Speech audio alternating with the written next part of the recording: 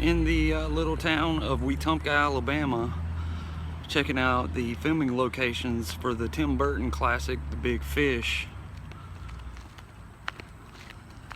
It's the first jail of Wetumpka right there. This little bitty building.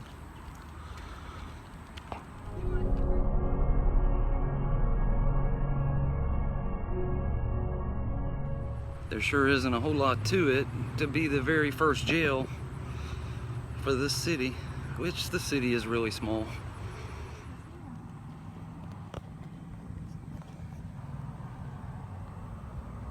It's the house of Edward Bloom. There's people living there, so I don't want to get too close and disturb them. Yeah. But still there, and it looks exactly the same.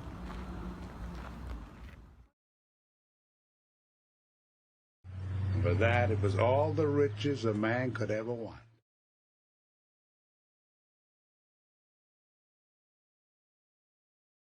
Again, so I didn't disturb the residents. I didn't take video of the pool.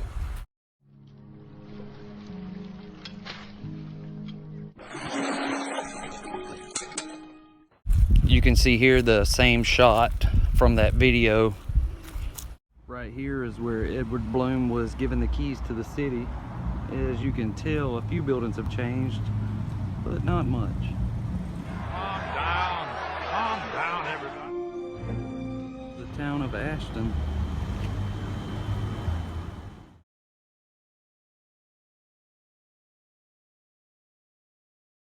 This is the old First National Bank that Ed and Norther robbed. The sign on the left said something else in the movie, and there was a building in the background that's gone now.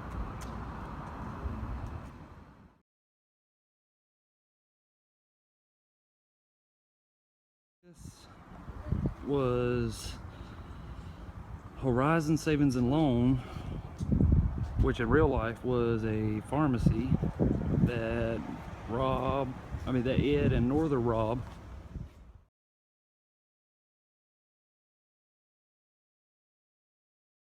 A neat little sign adds to the ambiance.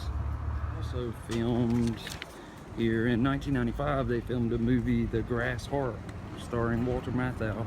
There was a parade that came right across this bridge and went right down the street, right through the middle of downtown. There was also a scene from afar, probably from a helicopter, where you could see Edward driving his red car across that bridge. Side note, not related to the movie.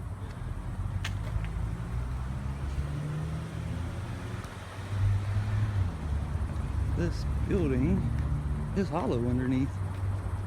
This day in April 8th, 1938, the Coosa River rose to this level, which is considerably high, considering I do not see any water. Obviously, it wasn't from this location, but right there is where they shot the car driving across the bridge. Probably from a helicopter or something. Pretty interesting artwork. Yeah. Somebody has climbed out on this under bridge platform just to draw a picture.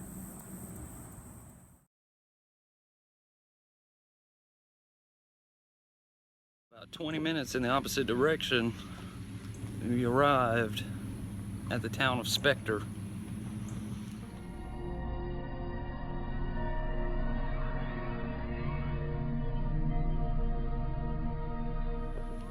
Cool thing to note about this island, it was built completely from scratch just for this movie. It would appear there are more shoes been added to the vine than what were there during the movie. But still, nevertheless, it's pretty neat to know all this was built just for a movie and it still stands.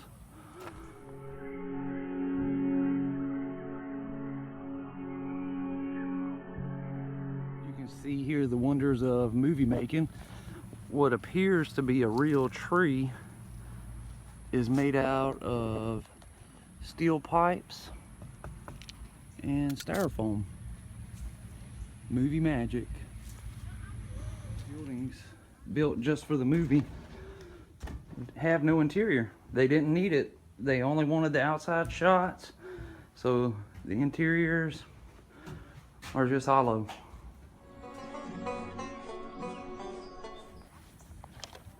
And it would appear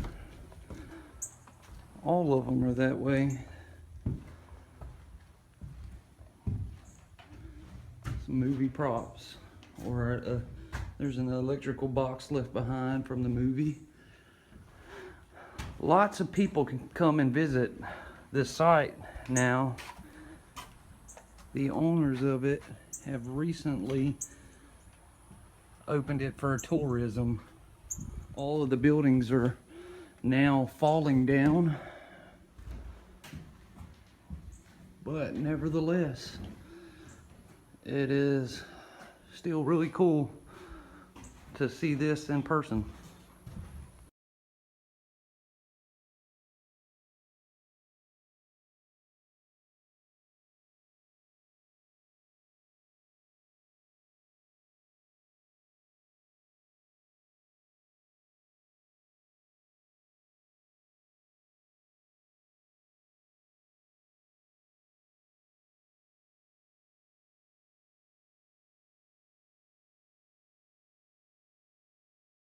I was flying my drone around and lost signal and crashed it over there next to the church.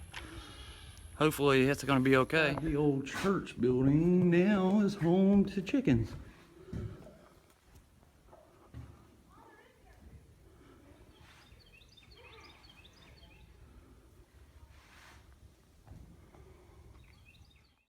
Outside the old church house still looks to be in pretty good shape. Like I said, the inside is a chicken house now. Fireplace on the mayor's house. The exterior's coming off. And what appears to be brick is nothing more than fiberglass. It sure enough looks like brick, but all it is fiberglass. That's pretty interesting. Inside the mayor's house, here's the fireplace from the movie that they had burning. There's pretty much nothing else in here except for the fireplace though. Everything else is just an outside frame and paneling.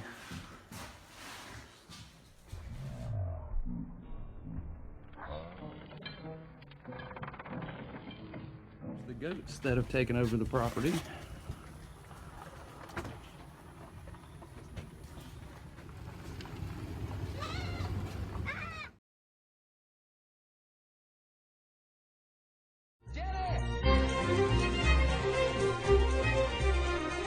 Even the concrete patios aren't really concrete patios for the movie magic.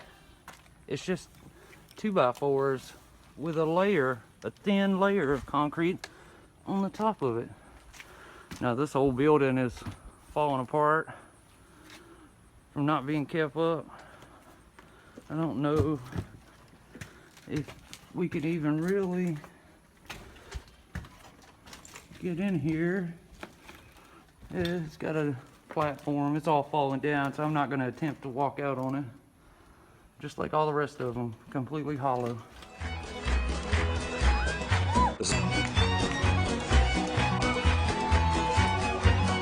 I have to leave. In this last and final house, it's been completely gutted. And you can see where the roof is falling in from decay, just because it's not being taken care of anymore. They built a platform just to come off the back door there, but nothing else. It's all empty. You were expecting me? Well, what is this place? Where Jenny's house would have been located, where the giant and Ed knocked it over. 20 minutes away, we arrive in Montgomery, at Huntington College, which was set as Auburn University in the movie. Here's the famous scene where he comes over to the water fountain, sticks his hands in and splashes it on him.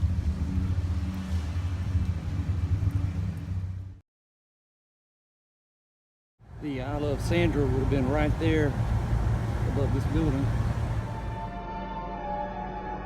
Interesting note, this was chosen to be Auburn only because of its Gothic exterior, because it looks nothing like Auburn University.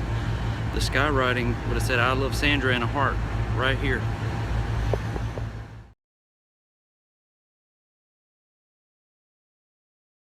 That's it. He would have came right here to meet Sandra and propose.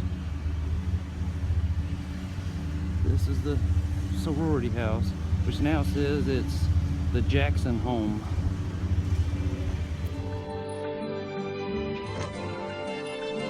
I love you and I will marry you! Another interesting case of movie magic, Carl's Cave.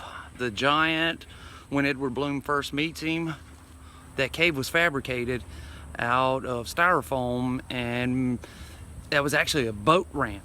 Right here, you can compare the pictures I took against the pictures from the movie.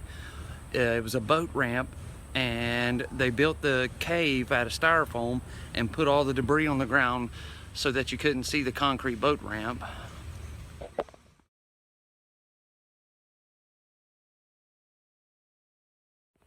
But there are some identifying markers. You can see behind Edward the rocks that come out into the water and come back to the left. You can see those same rocks in my shot.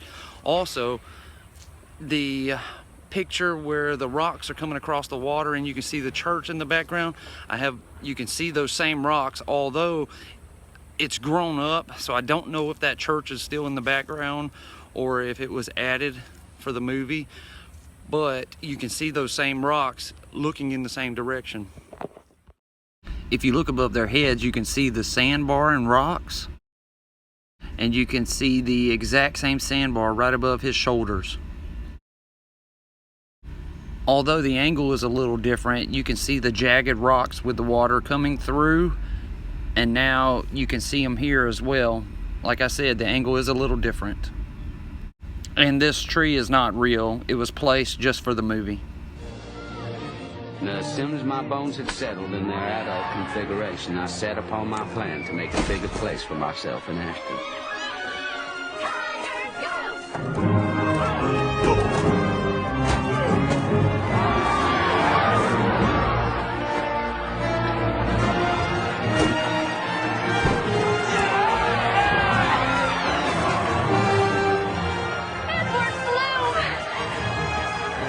In the spot from the flashback sequence where he was playing basketball. He would have shot it from right here right up into the goal. He would immediately turned over and looked at the scoreboard, which said Tigers on one side, Bulldogs on the other. Clock would have been down to 0, causing the Tigers to win the game. Now obviously this is a different scoreboard, but that scoreboard used to be the scoreboard here for this school, which is Capitol Heights Junior High. In that same shot, when he's preparing to shoot, you can see all the fans back here lined up on the benches. There's another bench that was pulled out and set here for the extra players. But this is the spot right here. Edward Bloom shot the ball and won the game from right here. The camera would have been just above goal level on the other side of the goal as he was shooting towards it.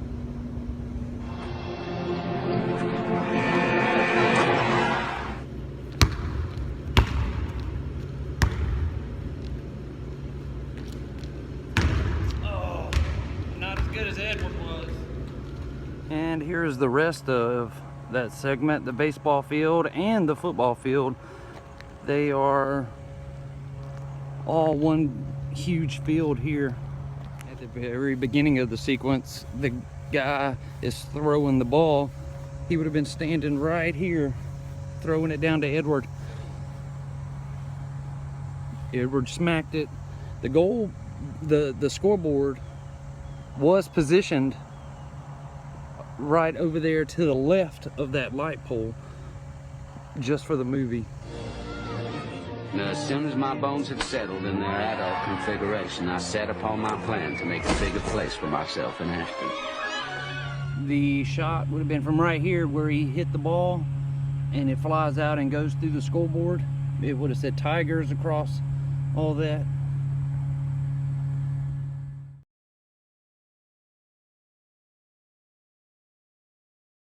It would have been about right here. Smacks the ball. It's gone. After he hits the home run, it immediately cuts to this shot with the guy sitting here at the end of this bench. You can see the press box in the background that says Tigers. And at the very end of that sequence, after the players stand up and start moving this way, you can actually see the pole here right behind his head. Now, this chain link fence surrounds this dugout was added after. It wasn't here during the movie. If I'm not mistaken, I want to say that the poles were here, if I remember correctly. But I know the fence was not here during the movie. And they would have had stands, which actually would be these stands here that they are using for football now because it's football season here. They moved those and had one set here and another set over there on that side.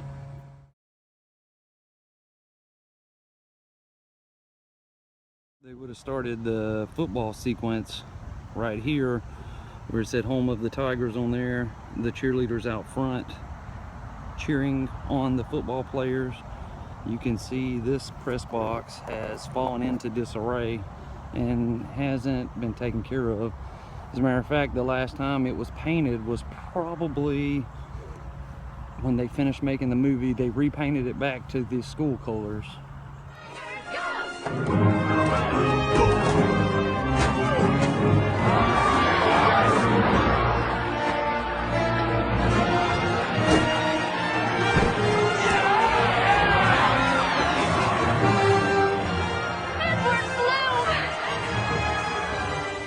You can see here in this behind the scenes shot the press box and the field. You immediately see Edward. You can see the scoreboard in the background with another piece on the top of it that said Tigers, but you can see him run with the football here, and he steps on the player's back and runs it down.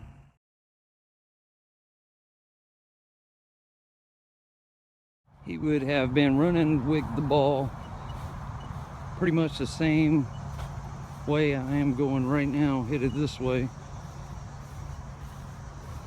and he would have ran down and he would have spiked the ball right in here is where he would have spiked it down at. And again, the camera pans around and you can see that scoreboard in the background, and then it cuts back over to a cheerleader over here who says Edward Bloom.